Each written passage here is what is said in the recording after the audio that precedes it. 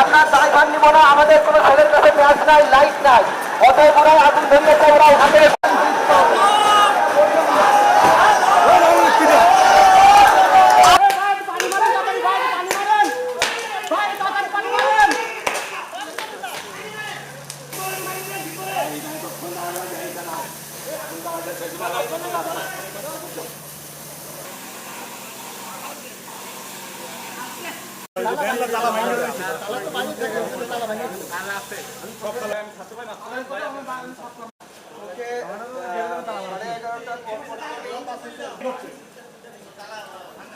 জি ভাই।